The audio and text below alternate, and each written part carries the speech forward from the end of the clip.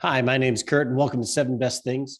Today, I'm joined by my brothers Craig and Keith as we do a classic rock countdown on the Beatles' first album, Please Please Me. We'll be counting down the songs on Please Please Me from number 14 all the way to number 1. We look forward to sharing our individual lists. Craig and Keith are huge Beatle fans, just like myself.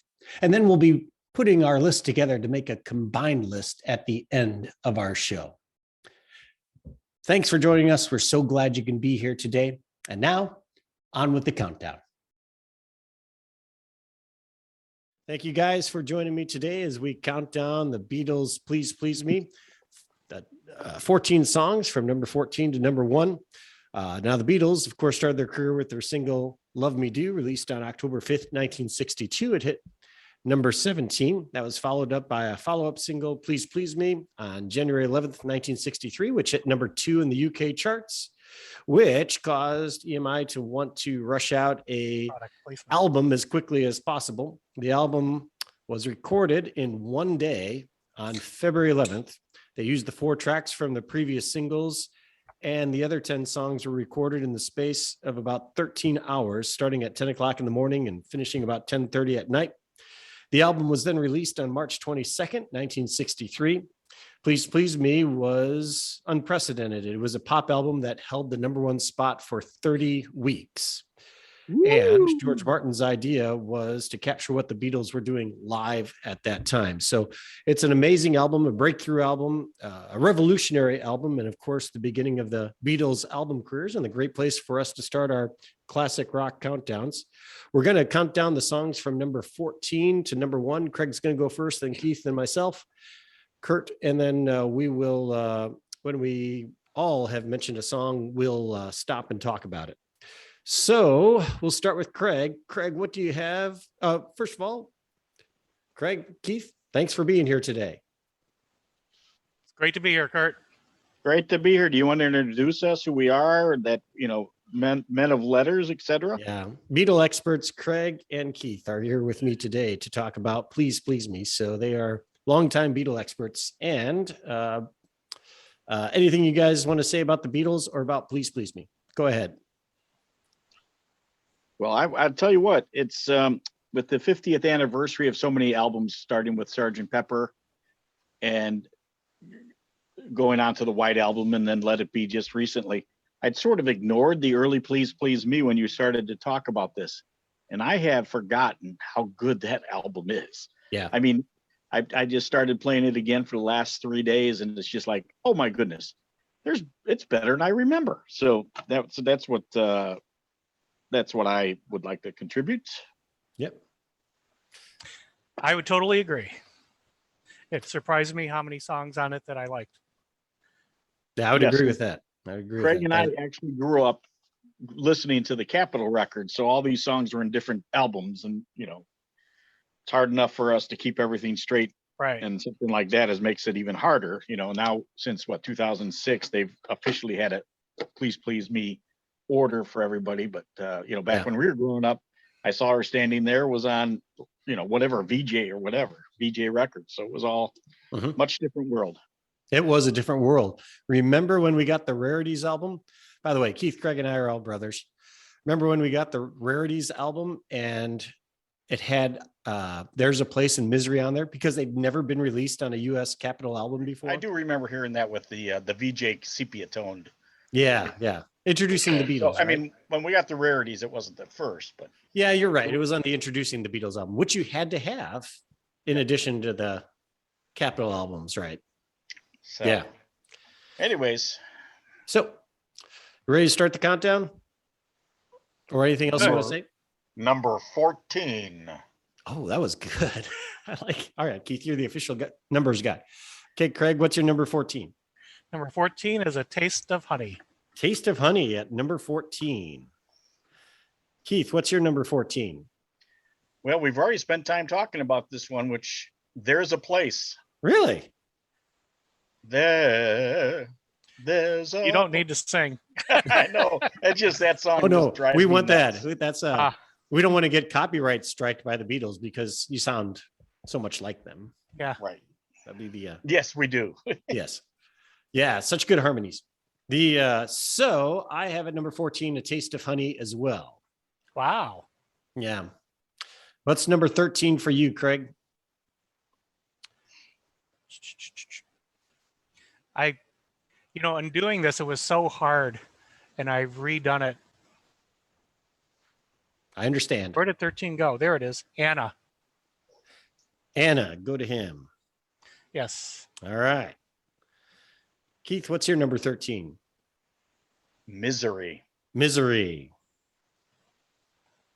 I also have Misery at number 13. So we got Misery and Taste of Honey are vying for the first ones to be talked about, but we'll see here. Number 12. Craig, what's your number 12? Ask Me Why. Ask Me Why. All right. Keith, what's your number 12? Love Me Do. Whoa, the Whoa. single. Yeah. They picked the wrong single. Wow, that's crazy. Love Me Do at number 12. I mean, not crazy, but very interesting. Very interesting. I've got Chains at number 12. Mm. So, number 11. What's yours, Craig? Chains. Chains. We're having a run on George. Chains. Keith, what's your number 11? Well, it's time to break out the conversation. A Taste of Honey. Here it is. A Taste of Honey. Tasting much sweeter than wine. All right. Taste of Honey was written by Bobby Scott, Vic Marlowe for a 1958 play. Do you guys know who sang the original recording? I'll give you a hint. He was in the original Star Wars trilogy. He's an actor. The first guy to sing A Taste of Honey is the same guy who played Lando Calrissian. Billy D. Williams. Billy D. Williams sang Interesting. that? Sang my in goodness. 1960. Yeah. I was going to say Herb Alpert. Yeah. Herb Alpert had a number 7 hit in 65 with it, and record of the year, won record of the year at the Grammys in 1966. So Bump, bump, Taste of bump, Honey. bump, bump, bump. Yeah, his version is awesome. Yes. And it's one place where we can, I think, confidently say Herb Alpert did a better version than the Beatles did. No offense to the Beatles. Craig, why did you put Taste of Honey at number 14? That was your last. Yes. A few reasons. One is other people have covered it better. Yep. I thought the vocals were weak, which is pretty rare to say about a Beatles album. Yeah. It definitely, I think the range stretched Paul. It had a good chord progression, but yeah, it's mostly just so many other people did a much better job with that song. Yeah, it's kind of a standard, but you're right. It just didn't seem to impress. What about you, Keith? What's your thoughts on A Taste of Honey? No, Taste of Honey. The one reason I didn't put it at the last one is I thought the vocals of I Will Return, is very haunting. I love the way I Will Return comes out. It always moved me. So I like that in that part. So I liked basically the vocals on that part. I Will Return. And plus it's an interesting song. And plus did he play that? Did they play that at the BBC? Was that one, or was that the different one? I mean, at the Christmas ball when they had the Majesty's thing, did they do A Taste of Honey, or did they do that? Might have been Till There Was You. Music Man, right? Yeah, Till There Was You. Music Man one. Okay, that was the Yeah. one where you said we had to do show. Sorry, that will be for next album. Exactly. So yeah, I agree with you, Keith, that taste of that part is the best part of the song. I Will Return, and it kind of changes. Does it change the tempo? Is that 4/4? Yeah, it's kind of a transition. Yeah, that's a neat part of it. And it's that's my favorite part. I think, as I thought about that and listened to other podcasts about that, people were talking about, in those days, the only albums that sold were show tune albums. They were, Broadway musicals and film musicals. And if you want to sell an album, I could see where you'd go, well, we got to have at least some standards for the moms and dads to buy or something like that. So I wonder if that was part of their thinking, or maybe that's why they included it in their show. But it's definitely, it's my least favorite. And Number 14 for Craig and number 11 for Keith. So anything else on Taste of Honey? Nope. All right.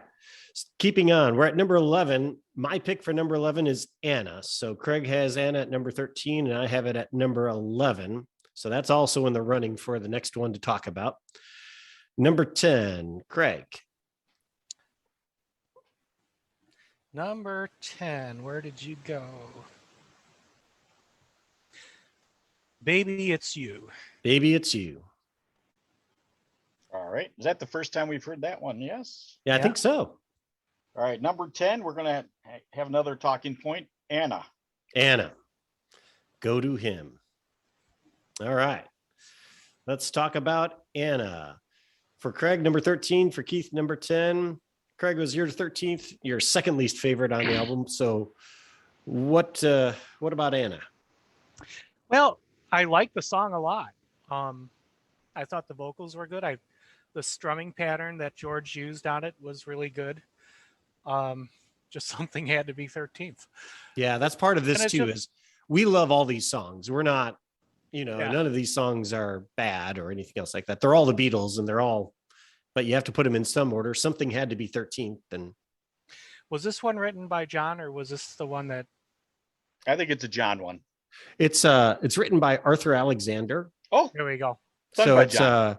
it was a hit. It was a very minor hit, number 62 in September of 1962. So it's not an old song by the time they cover this one, but I Mhm. guess John loves Arthur Alexander and it was kind of an obscure song, but that's the one John wanted to do. And Oh, there you go. what do you think, Keith? What's your thoughts on Anna? Well, You had it ranked the I had highest. it a little bit higher than last, or whatever. Mhm. One reason it got up there is because I do like the way John sings it. I mean, he just Mhm. Yeah. the whole descending. Yeah. Oh, and Anna, where you are, girl, and Yep. then he starts ho ho hoing down, and meanwhile Paul and George are on the back doing the background on the George and Paul is great. Yeah. I As think the usual. vocals were But really the good. vocals are so good on that one. And that's true of the whole album, isn't it? I mean, the vocals are so good. It seems like everybody contributes vocals more on this album than I'm listening to other albums, Yeah. like they're all, everybody's in doing something on Yes. every song. Right. Everyone's involved. Everyone's, if they're not singing lead, they're singing backup or, Yeah. Coming in on a different part of the song. I agree with you. It's really a united album. So, and I agree with both of you guys on the vocals. John's vocals on the song are awesome. And I think on this whole album, they're just awesome. I don't know. So when they recorded it that day on February 11th, he had a bad cold and his voice was not at its best, but they had one day to get this, 10 songs recorded. And I think it sounds great. I think his voice sounds awesome. Maybe it's a little grittier or something. I don't know. But the other thing I like about the song is the lyrics, because it's basically Anna. Yeah, he likes you more than I do. Go with him.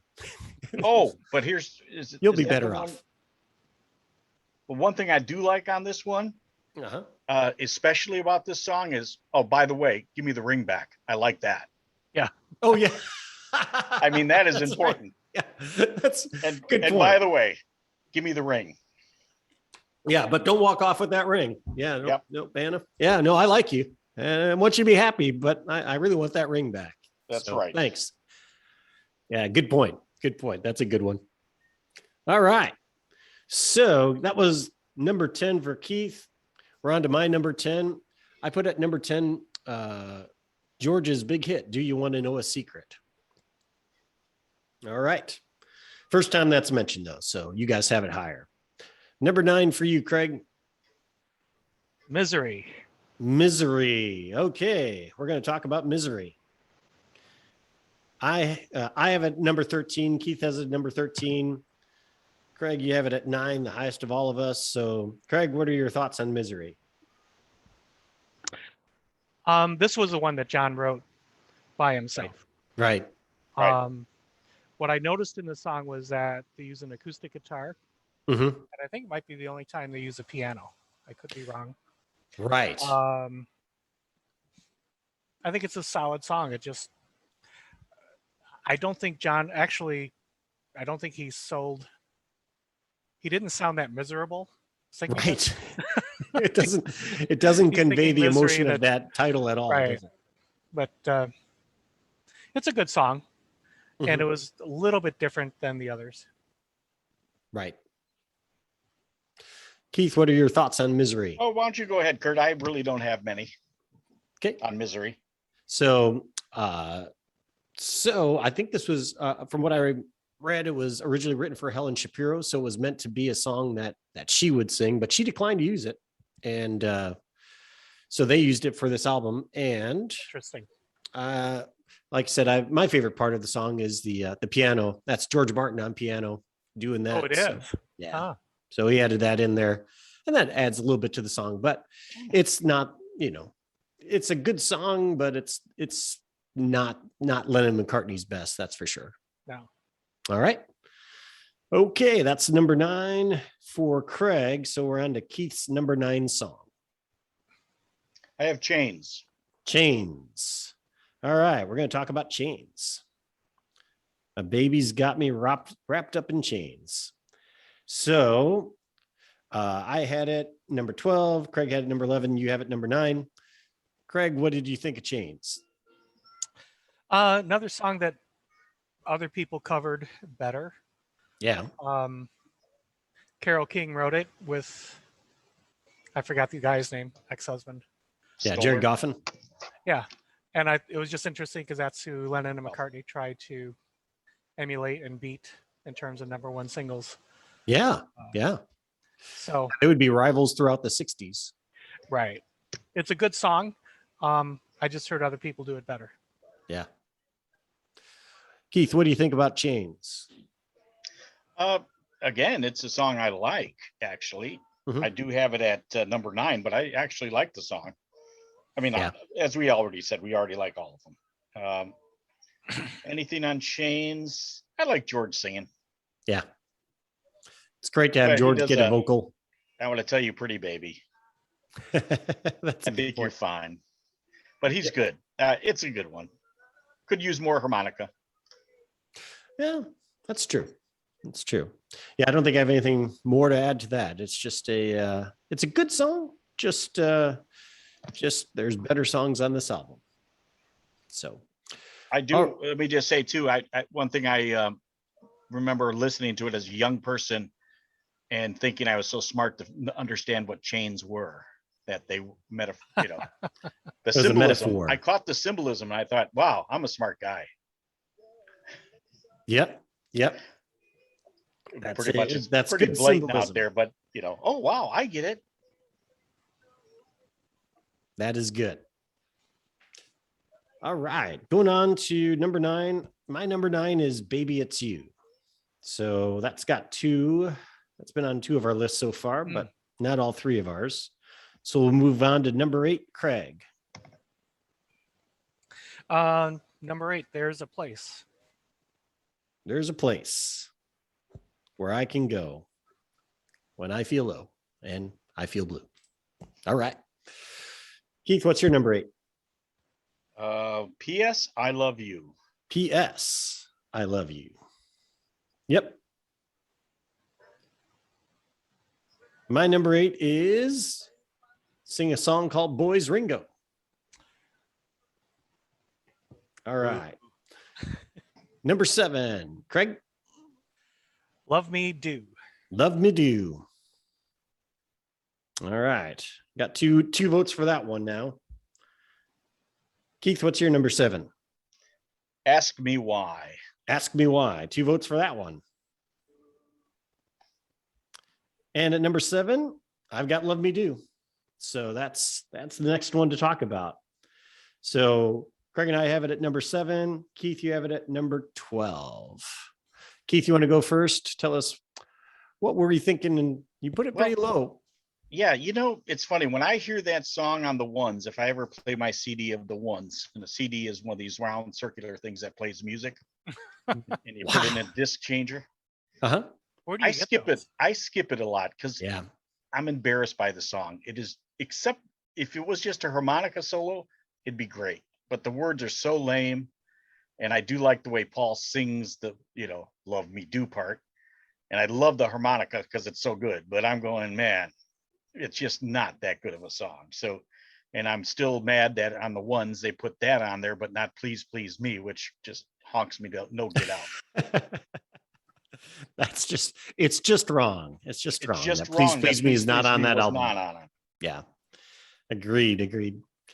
Greg, what's your thoughts on Love Me Do? I would have to agree. I think when you listen to it, the melody is a very simple melody and Yep. repetitive, almost too simple and too repetitive. I was surprised it did so well as a single. It never inspired me. I had it all over the place. It could have been lower for me, or I think I raised it up to 7 just because the Beatles, it's their first biggie, whatever. Yeah. It has historic significance as their first single. No doubt about that. And Maybe that's they don't why I have have it Ringo. as high as I do.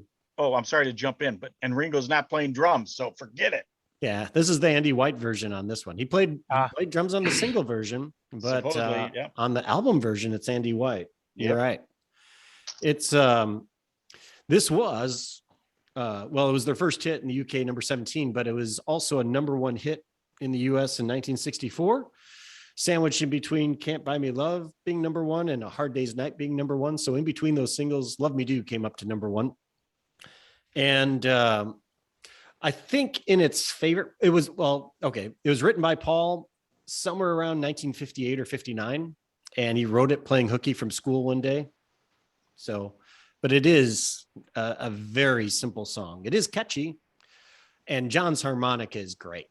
Best part of the song is where they stop and Paul says, "Love Me Do," and John's harmonica starts coming in. That's a great part. And that's good because they're singing in tandem until then. And then Paul just takes Love Me Do by himself while John doubles him and kind of does a duet with him on the harmonica, which is kind of the best aspect of the song, but very simple. Certainly. Yeah. So, but yeah. All right. Anything else on Love Me Do? I think John also contributed to the writing of that song. I don't think it was just totally Paul, but that was just from what I've heard and things. So. Okay. But you know what I mean? I don't think Paul I think it's back then they were writing together more. Yeah, they were. And that was one they might've worked on Frothley Road or something. Right. Yeah, I think you're right. I mean, they did a lot of writing together and they would contribute, one person would have a song and the other person would change the lyrics on it. So, yep. Any other thoughts? They should have asked George to help.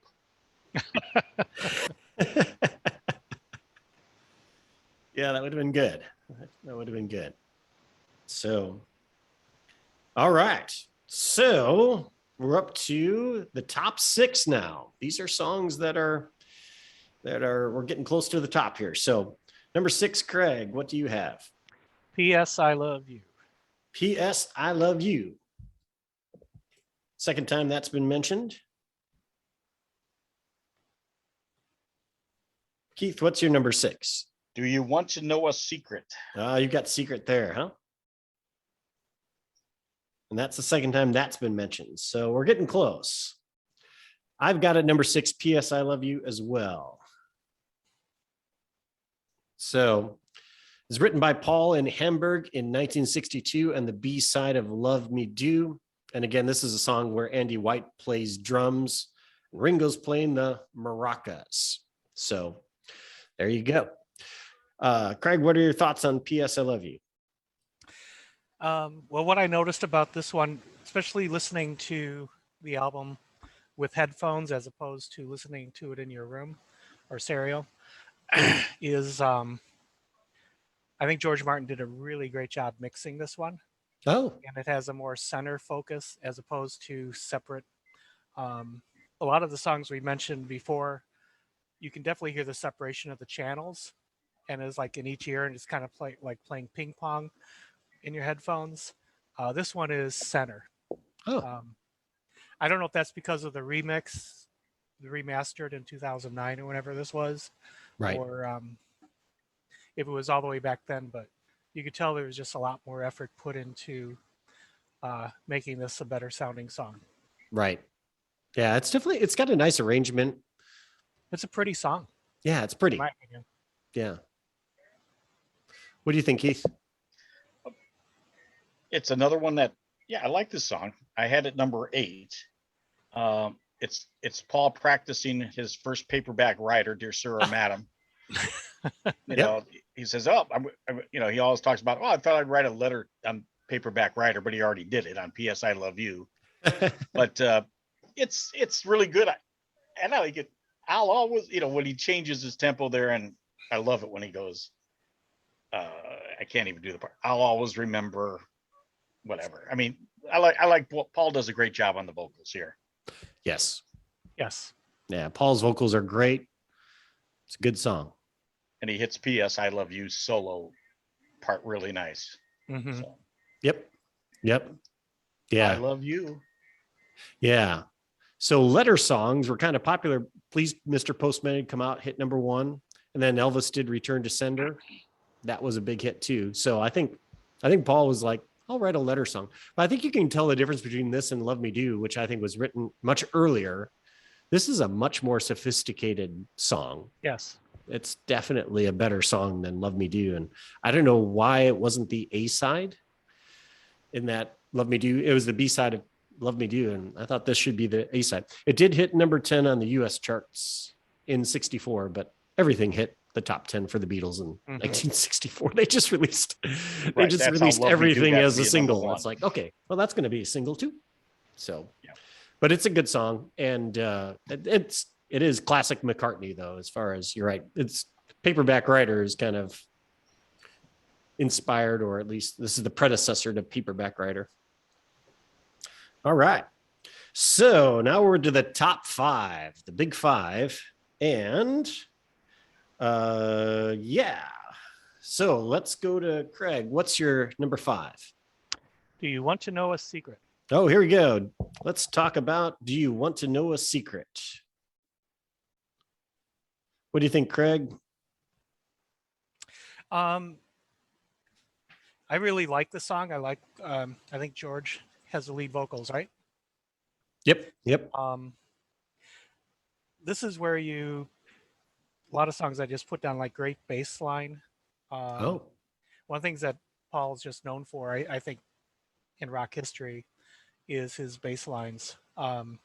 Right. A very clean guitar. What I noticed throughout the whole album, this might have been before the distortion pedal, but the lead guitar is always clean. There's no distortion used. I think George Martin added reverb to the background vocals, but not to the main vocal, which kind of gave it a airy sound. And there was, a little more reverb added to the song. Yeah. Just like the song. I haven't noticed that. That's good. And I hadn't thought about the bass line. I'm gonna re-listen to that and listen to the bass line because, yeah, again, Paul's bass on this album is outstanding. It's just fantastic. So, but I didn't notice it particularly on that song. What do you think, Keith? Well, this is the song John famously says he got the inspiration from listening to or watching a Disney movie. And Do You Want to Know a Secret? I know it's By the Wishing Well, that Disney movie from, I'm not even sure what the movie is right now, but I like it. I like George singing it. And I love the boys going do-wah-do in the background. Yeah. And it's just a great song. Yeah. And it was a big hit in the United States. So it was never released as a single in the UK, but it hit number 2 on the Billboard Hot 100. I shouldn't say it was a big hit in the UK for Billy J. Kramer and the Dakotas. It hit number 2 in 63. And then in 64, it hit number 2 for the Beatles. It was kept out of the top spot by Can't Buy Me Love. I can't remember who that song was by, but I do like the beginning when George does, You Never Know How Much I Really Love You. Yeah. It's just a different beginning too. Yeah. And it just fits George perfectly, doesn't it? It just kind of like, it's a good song.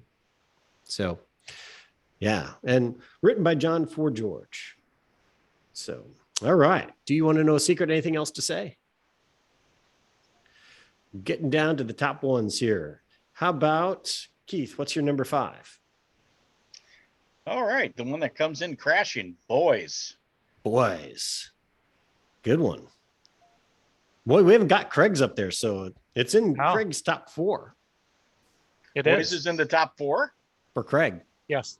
and I have it at number 5. So who would be the outlier? That would be ranking it me. really low. Because I don't know anything about music. So that's me. I had it at number 8, which I mean, and it's not, I love the song. I think Ringo does such a great job, but we'll talk about that in a minute. All right. Number 5, I've got Ask Me Why. I really like Ask Me Why. Not sure why, but I've got it higher than anybody.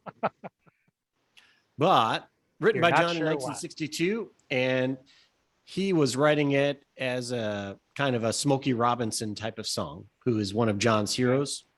And I think one of the things I noticed on this album is how influenced the Beatles are by Motown, because this is kind of a Motown-esque song. And then you have Boys, which is a Shirelles song, and Chains, which is a Shirelles song, or maybe I can't remember.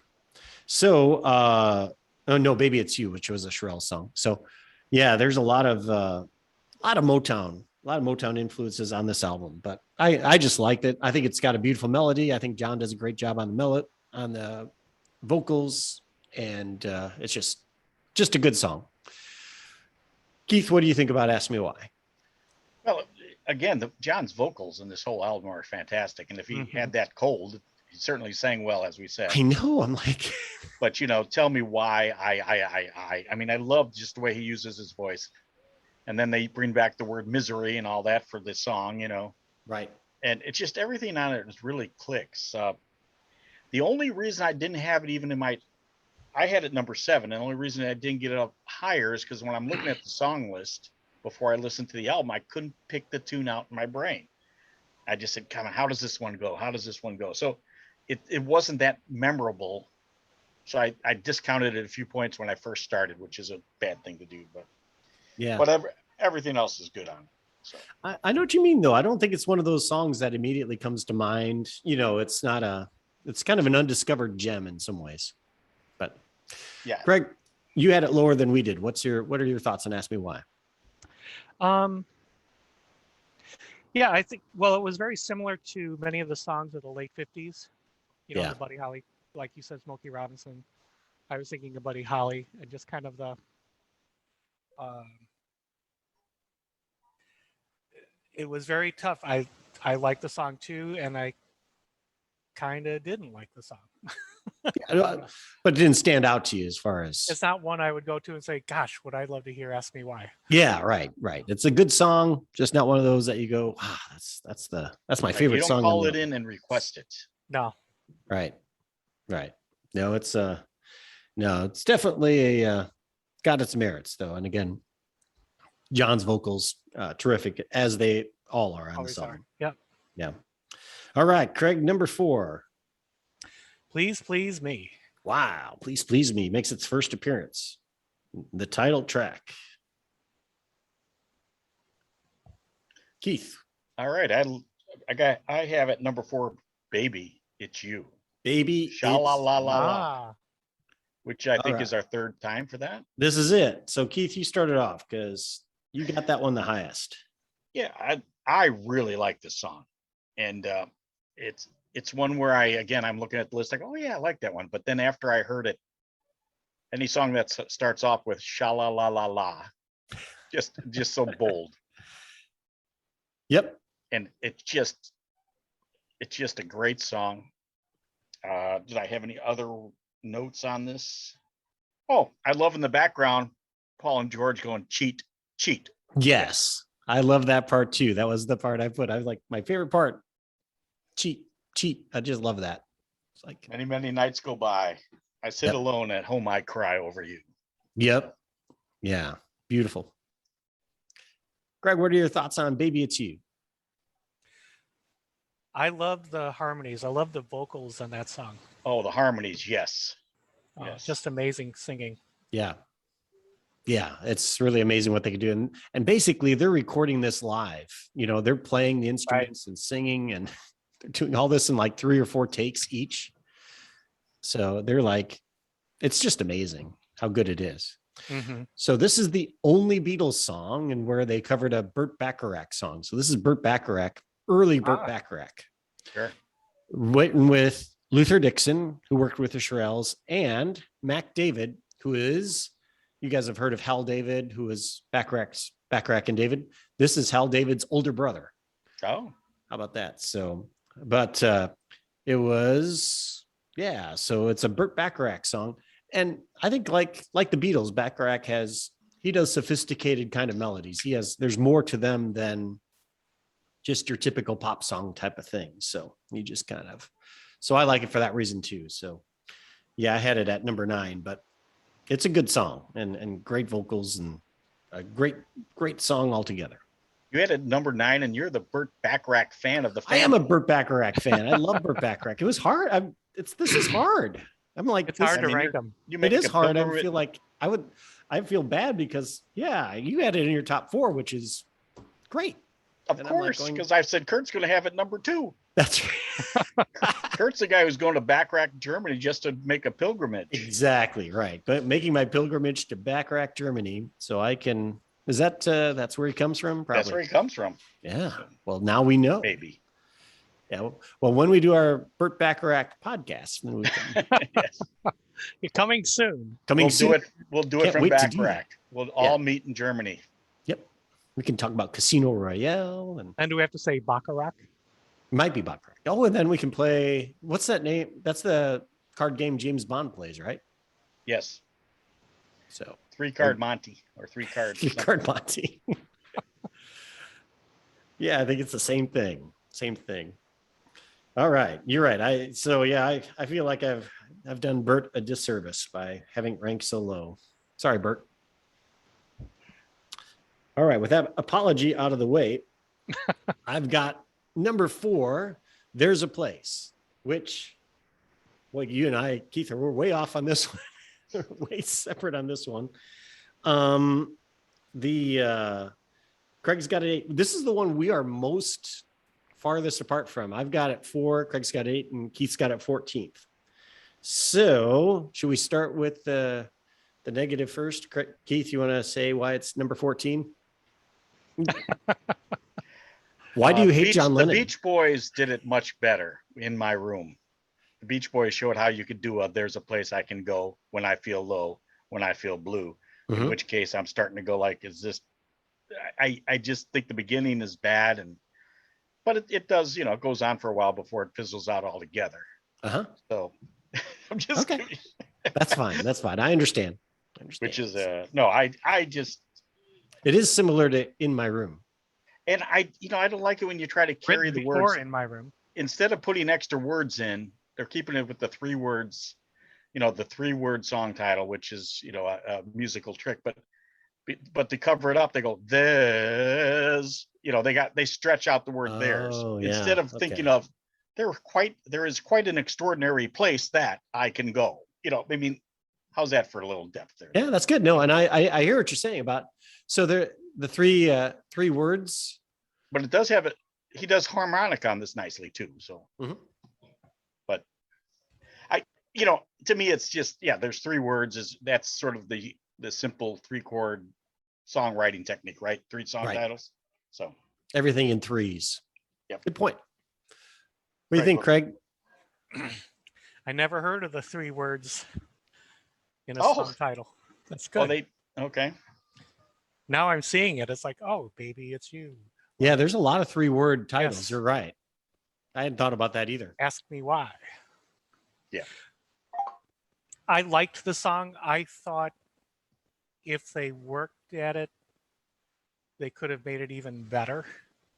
It had a lot of energy, and what I love about the early Beatles is their energy. It just felt like, I know they did it all in one recording one day. If this song got the Beatles and George Martin treatment over time, I think they could have really made the song much, much better. But it's a good song.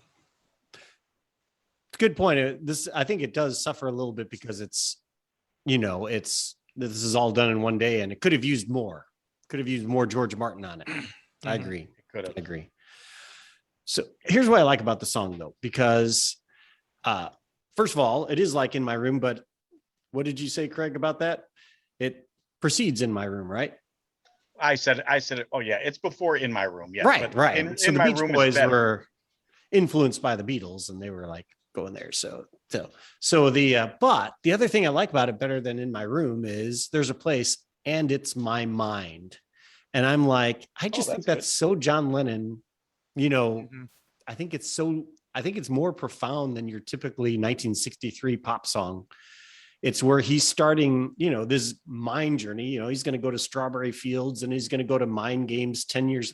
I can't believe Mind Games is only 10 years after this, by the way.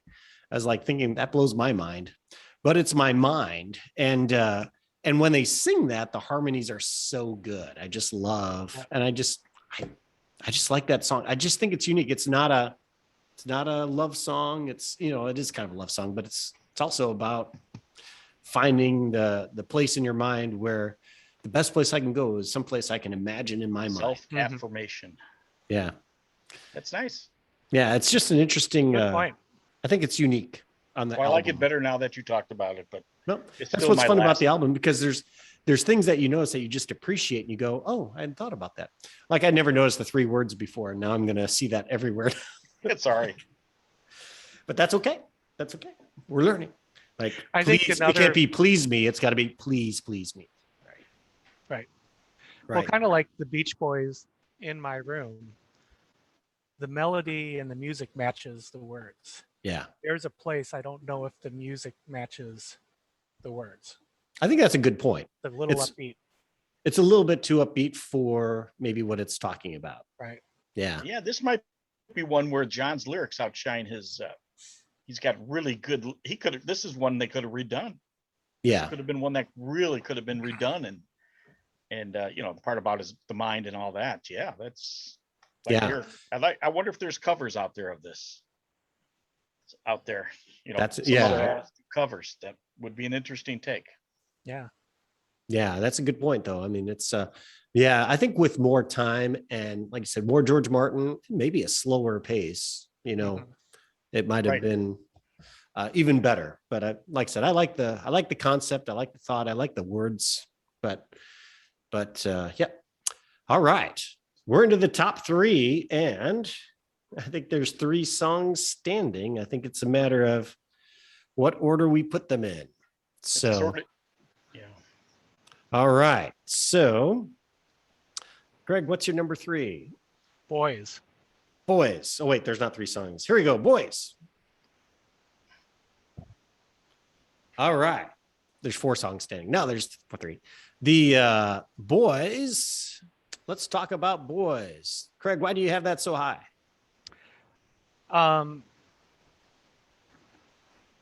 So for my notes, what I wrote in all caps, fun. Yeah. This song is just fun. And Ringo Starr has a singing style. It kind of made me wish he sang more songs for the Beatles, Yeah. because it's good and it's casual. I love how he calls out George. He goes, "All right, George," Yep. and then George busts into a solo, an excellent solo. I love that part. I think it's John Lennon screaming in the background towards the end, but there's some screaming going on. I thought that was Paul, but either way, yeah. Might I be like that both of scream them too. They're kind of adding the extra. I mean, there's so much energy on this album with all 4 of them. They're all into it. I think they all just had so much fun doing this song. Yep. I can tell. I agree with you. I think that's a good point in Ringo's vocal style. And his interesting recording note, I read that George Martin had trouble with Ringo because, they mic the drums and they mic his voice. And so they couldn't really separate his voice from the drums. So they had to carry his voice on both channels. Right. As opposed to a lot of the other songs, the voices were on the right channel and the music was on the left. But mostly, like I said, the energy, the drums in this song are so solid. Yep. I just smile when I hear the song. It's a great one. It's one you turn up in the car too. You hear that I one, think you're he like, still plays this one in concert, doesn't he? I'm Yeah. sure he covers Yes. it. yeah. And his live version is awesome. He hasn't forgotten it. Yep. What do you think of Boys, Keith? Well, let me rephrase that. What do you think of the song Boys, Keith? Well, exactly for what Craig said, different things. The single miking allows the drums to come through, and when when Ringo starts the drumming and kicks in with the singing, you don't mix it so that they're separated. You have them together, and I love that. And and this is more of a Motown. This is a Motown song, Yeah. and it's supposed to be sung by a girl group, famously, but the words don't make much sense. And I never caught that. I just was so happy to hear the song, and it wasn't until like I was later, oh wait, that doesn't, when you hear the original version about Boys, and the scream. Craig mentioned that. I love the scream. Me too. It's just like it just. Do you think it's John or Paul or both? I thought it was Paul, but who Might be. knows? But I used to think John was a screamer, but then the more I see Paul was a screamer, but maybe they both.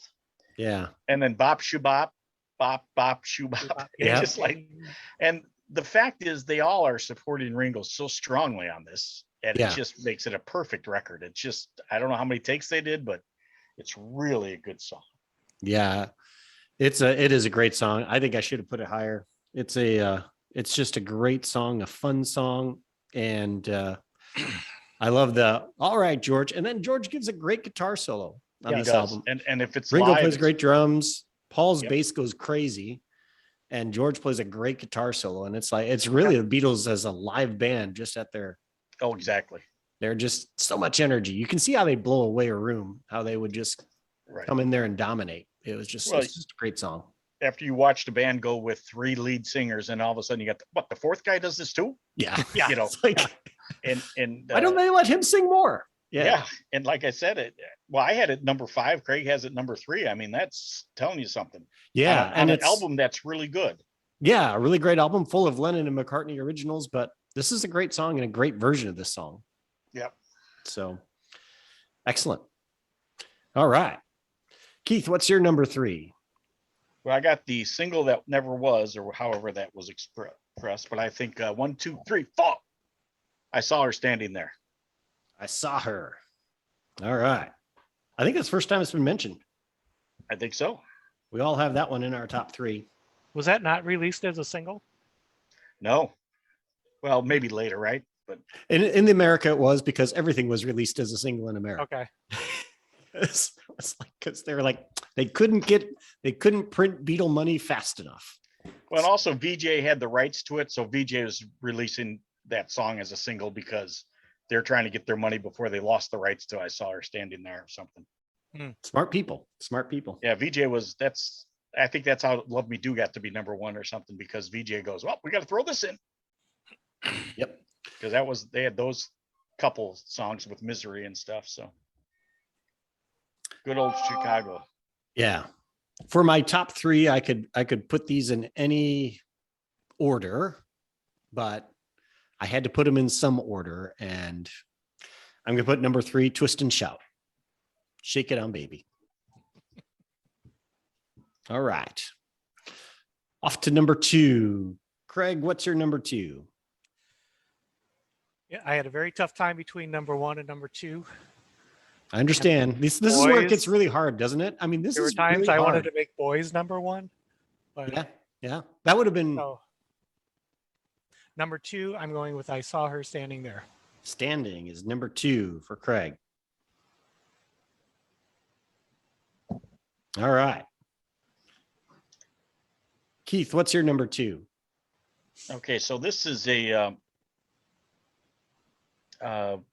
car silicone chip thin difference between my number 1 and number 2, but I got number 2 is maybe the best song to dance to at a wedding you'll ever find.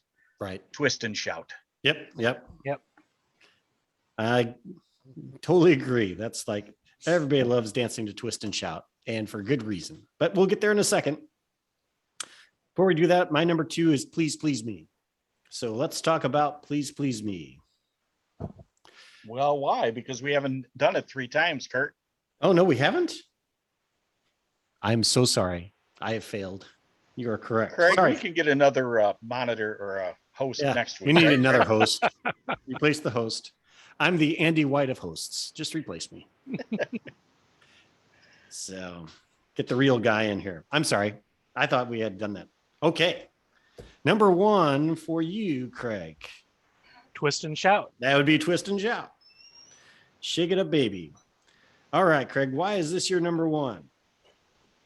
I think I put it number one because when this album or when this song came out, I was probably 8 years old. Keith was 6. Vicky and Debbie were what, 10 and 12. 10 and 12. Am I doing the math right? 12, Yep. 10, 8, Except 6. for it'd be 12 and 10. Right. Sorry, 12 and 10. This was a song we all sang together around the pretend microphone stand Oh, we that's had neat. in the living room, doing the ahs. And so it just brings back those memories. Like he said, it's probably the best dance song at any wedding. Yep. It'll Yep. get people out of their seats. So I had it number one. I saw her standing there. Could have been number one. And I'll explain why in a second. But yeah, brought back a lot of memories when Beatlemania was rampant in our household. Yeah. And it is a fun one to sing. Everyone's got to sing along with Twist and Shout. Oh yeah, they do. Yep. Keith, you had it number two, and It's one that actually everyone can sing along to. I mean, not only everyone does, but everyone can, and it's just so much fun, as you say. It's just Twist and Shout. It's just, like I said, it's just it's one of the Beatle covers that just makes the original, you just forget about the original. It's a definitive song. I don't even hear you never hear the original anymore. Although that's a fine record. The one time I heard it, I mean, the Beatles did it pretty faithfully, but just a little bit better. And and the nice part is they're all in on it. Yep. And as Craig says about the ahs, what I always like too is there's 4 ahs, but there's only 3 singers. So I always wondered how they got the 4th guy to go. How do they do that? Yeah, it's just magic. Probably George Martin. It was George Martin, the 4th singer. The 4th singer. Twist and Shout, no doubt. It's just, again, this is one I could have put number one also. But yeah, me too. Yeah, my top 3 are all, I mean, they're such classics that you just can't it's hard to divide. Yeah, it is this song Twist and Shout is a song of pure joy. The Beatles love playing rock and roll, and if you wondered what they were like in Hamburg or at the Cavern, this is it. This is just Shake It Up, Baby, Twist and Shout. Mm-hmm. It was written by Phil Medley, Burt Russell. Became a hit for the Isley Brothers in '62. But of course, it's now identified with the Beatles. It hit number 2 on the US charts in 1964. But do you guys remember, it's such a good song that it actually hit the top 40, the US top 40 again in 1986. It hit number 23 because of Ferris Bueller's Day Off. It came back and the Beatles version went back to number 23. Yeah, it is that great of a song and everyone loves it. So the story behind this song is this is the last song they recorded. John's voice was practically shot. They did this in one take. This is the greatest single take in rock and roll history. And they didn't need to do another. They tried to do another one, but John's voice couldn't handle it. So it was 10:30 at night. They did this song. John is drinking milk and swallowing lozenges. Yes, that's right. That's right. And trying to get his voice back. And he sings and he nails it in one take. And it's amazing. It's Twist and Shout. And it would be identified. I mean, it's one Beatles song almost everybody knows all over the world. So, yeah. So a worthy number one, definitely worthy of number one. I think it is essentially Beatlemania. Yeah. Yes. Yeah. Yeah. And if you wanted to define it in one really song, this would be it. And it's one of those that they played so often that everybody is hitting their instrumentation just perfectly. If the one take thing and the milk thing was amazing. And, that whole thing about they saved that one for last because they know he couldn't sing after it. So It's a great song. And, It is great. But just everybody's playing perfect on that album, on that song. Yeah. Yeah. They're basically recording this album live, and it's phenomenal. What a great rock and roll group. Okay. Anything else with Twist and Shout? We can't say enough good things about it. All right. Keith, what's your number one? Okay. I have at number one, Please Please Me. All right. So why did you pick Please Please Me as number one? You know what? I love the, it originally came out as a slow version, and George Martin said, come back and speed it up and it'll be a hit. And they famously said, hey boys, you just recorded your first number one. What I do like about it is it really should have been the single, and it was. And as I mentioned earlier, I'm still bummed out it's not on the Beatles ones. Yeah.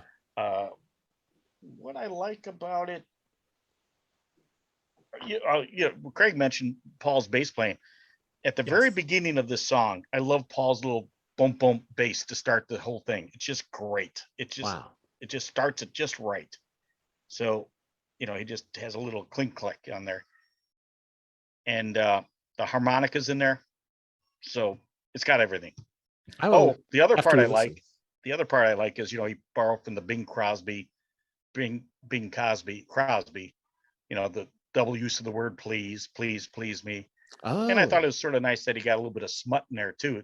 Sort of it's not as innocent song as originally thought.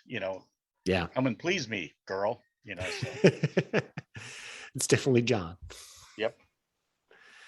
Yep. Yeah, it's a great song. And just I had it number 2. Craig, you had it number 4. What are your thoughts on Please Please Me? The driving bass, the great drum work by Ringo. Yeah. And the great vocals. We mentioned the harmonica. I was surprised listening to the whole album how often they use the harmonica. Sure. Yes. Songs. But yep. Very solid. Just a solid, great song. Yeah, it's fantastic, and it announces the Beatles in a sense. It just, there was nothing like this in 1963. I just don't. Right. It's so powerful, and the harmonies are great. My favorite part. Harmonies, yeah. Yeah, the harmonies are great, but my favorite part is the call and response. Come on, come on. Yeah. I mean, it just builds it up, doesn't it? It just builds up the tension and the excitement. Please please me. Oh yeah, like I please you. And it's like, wow, what a great song. It's just so energetic and powerful. It's groundbreaking stuff for 1963. There's no one else writing things like this, and arranging. The arrangement is great. So, and you can see where George Martin is working as well too, just saying, yeah, I think if you speed it up, that would really be it. And of course, like you said, right. He knew it was the number one when they mm-hmm. recorded it, and he was right. So, and by the way, yeah, as far as Ringo's drums go, take that, Andy White. That's right. See Andy White do that. He's perfect on this. Yeah, Ringo's great on this album. So, all right. So we have three different number ones. Please me as I please you, right? So the love you take is equal to the love you make. Yeah, that's true. What a synthesis there is. That brings it full circle. Yeah, we're done. Yeah, there we go. Never mind. Thanks for joining us. That was our last episode. Road. We're done. No, it's our first episode. And then, yeah, it's a great song. Anything else with the song Please Please Me? A great title track. Oh, well, like I was listening those last 3 days, and I could keep listening to that song, right? Mm-hmm. I mean, I mentioned a couple songs where I say, okay, I just sort of repetitive to me, but Please Please Me is, along with Boys, one of those end, twist, and shout where you just, yeah, baby. And I saw her standing there. I'd say those 4 songs just really just get you going. Yeah, they're great. They could be on Psych Up, the world famous Psych Up songs on list. They are all belonging on the Psych Up songs list, the great Psych Up songs of all time. And yeah, those are all songs you turn up in the car and just blast it and you sing it, and it's just great. And I don't know how it also has a great, a bridge in the middle, right? Yeah. Yes. it and then transitions back to the original melody. Um, it just makes it a very strong song. Great guitar work, along with the great bass and the great drums. It just and the great vocals is perfect Beatles. Yep. It is. It is. It's just a fantastic song. And just a it was number 3 on the US Hot 100 behind Can't Buy Me Love and Twist and Shout, which were on the list at the same time. So it's like, man, it's tough when you're competing against yourself. That's when they had the top 5, I think. They had the top 5 songs on the Hot 100 in March. Correct. So I can't remember what the other 2, I think Do You Want to Know a Secret was in there too. And one other song, but I can't remember. Maybe Love Me Do. All right. Pure Beatles greatness. Okay. I have as my number 1, I Saw Her Standing There. And this was really hard. Twist and Shout could have been number 1. Please Please Me could have been number 1. Those are my 3 absolute favorites that they're just Beatle classics. I love how it starts out the album. The 1, 2, 3, 4 is just one of the best beginnings to any album ever and any album career ever. You know, it's a, you know, basically they're saying this is a live show. 1, 2, 3, 4, you know, here we go. And from there on, they launch into the album. And of course, energy, fun. Paul's vocals are great. She held her hand in mine. I love that part. It's just like, you can't help but sing along with that part too. The bass playing on this song that blew me away. I've got to listen to the other songs you were talking about, the bass playing, Please Please Me and Boys. But yeah, this song, the bass playing is, they really bring that out. And then you have Ringo's drums, which are great. But I think what put this one number 1 for me is when Paul does the scream and you go into George's best guitar solos of all time. I love the guitar solo of I Saw Her Standing There. So that's that just sets it even apart from the other ones we've been talking about. But that's me. But I think it's a rock and roll classic, and it's still a highlight of McCartney's concerts, and it's just great rock and roll. And I know you guys also love this song too. I'm not, so it's hard to rank the Beatles because there's lots of number 1s, but this one for me is the number 1. I just love this song. It's a timeless masterpiece. Greg, what do you think? Exactly. It stood the test of time. Paul always does it in concert. Yeah. It would be disappointing if he didn't. The bass line, like you said, is fantastic. Everything about it is fantastic. The lead guitar, the singing. And as a point of trivia, it was the last song that John Lennon sang live with Elton John. Oh, that's right. Yeah. 1974. Oh, that's good, Craig. It's so good. Even John Lennon covered it. John Lennon's like, I've never sung this before, but I'm going to do it. The song is that good, which is almost made it number 1 for me. Twist and Shout won just because of the family memory. Good reason. But it really, timeless. Great song. Yeah. Just outstanding classic. And it's just, Keith, what's your thoughts on Standing? Oh, well, here to everything you guys we've said already. I love Ringo's drumming on it. It's just so good. This is a good song that shows how, first of all, this is a song I think that it could have been in American Graffiti. It is a 50s rock song. Yep. And if you're at Mel's Drive-In, this song could be playing there and it would just fit perfectly, but what I also like about this song, about everything about it, but what I also like about it is the way John, it was a pretty good song when Paul had brought it in to work on, but Paul had written the song as she was just 17, she's not a beauty queen or something to that effect, and John goes, no, that doesn't work, and John gave him the you know what I mean, and that makes the whole line, she was just 17, you know what I mean, and that just works. That's just such a great first line, and that's pure Lennon McCartney. It's like, and John just like, no, that doesn't work. Like, you see how they're partners. It's just such a great song. I remember in the Beatles book, Roy Carr and Tony Tyler, they talked about that this song could have been on any Beatles album and it would have fit just fine.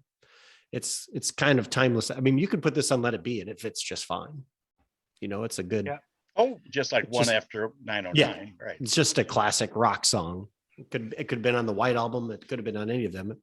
And it's just because it's just a classic rock song and it's the Beatles, but it's a Beatles classic rock song. So it's Right. theirs. You know, and the Beatles had a hard, I mean, it won't be long yet. They tried to match it on the next album of I Saw Her Standing There with, we'll have another crashing entry with, it won't be long yet, but it won't be long yet. It's a good song, but it's not as good as I Saw Her Standing There. Yeah, and it's hard to say why. You know, you have some of the same elements, but something Right. I saw her standing there takes it to the next level. I don't know why that is, but Right. it's just like Just- Twist and Shout. Why is that so great? It just is. It just Yes. is.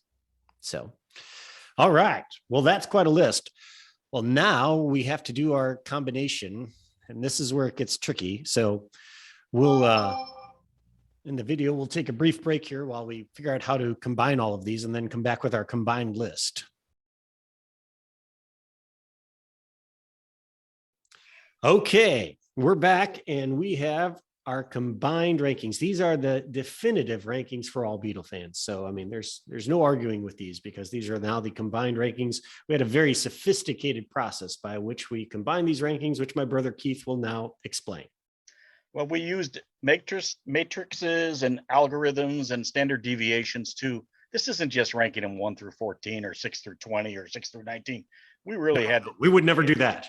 you know, you couldn't have an outlier up too much or outlier up down too low. So this is a very scientific approach, and we even use a calculator. So Yeah. Yeah. You have to use a lot of calculators. Yeah. And So 3-syllable words and 4-syllable words we never heard before. yes, right. Right. That's We're, right. we're very sophisticated people. So boy, this is, you know, I hope you can appreciate that. So we're going to go through and count them down, number 14 to number 1, our combined rankings. So we'll start it out. Number 14. Number 14 is A Taste of Honey. Number 13. Number 13 is Misery. Number 12. Anna, Go to Him. Number 11. Chains. Number 10. There's a Place. Number 9. Number 9. Number 9. Love Me Do. Number 8. Ask Me Why. Number 7. Baby, It's You. Number 6. George with Do You Want to Know a Secret? Number 5. Golden Rings. P.S. I Love You. Thank you. Number 4. Sing a song called Boys Ringo. number 3, Please Please Me. number 2, There is no 2. number 1, and number 1. In a tie, because we could not decide between these two great songs. Number 1 is Twist and Shout and I Saw Her Standing There. So there you have it. Our combined rankings for the album Please Please Me. Let us know what you think. Do you agree? Do you disagree? What's your number? What's your favorite? What's your least favorite? What are your top 5? Leave them in the comments below the video. We'd love to hear your thoughts. We're just 3 guys who love the Beatles, and we love all the songs on this album. I think summing it up, all of us are surprised by how great this album. I mean, it's just one of those that when you listen to it, you realize how great this is. Greg, what are your thoughts on Please Please Me, the album? Well, yeah, I think especially since they recorded it in one day, as if it were a concert, which I just thought is just phenomenal. I thought it was interesting that we settled on Twist and Shout and I Saw Her Standing There as the 2 number 1s George Martin started with. I saw her standing there and ended with Twist and Shout. So I think he started strong and ended strong. Yeah, I am. It's maybe one of the best openings and closings of any Beatle album. Just, the two best songs, maybe. An outstanding original and an outstanding cover. Exactly. Keith, what are your thoughts on Please Please Me as an entirety, as an album? Oh, well, here's the thought of the album as an entirety. First of all, just the amazing thing that they did it in one day, 3 sessions.